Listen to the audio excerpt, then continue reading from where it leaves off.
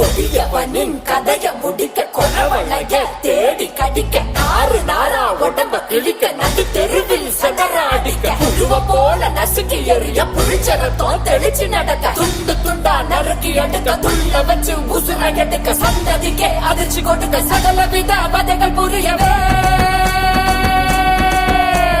வஞ்சின வஞ்சின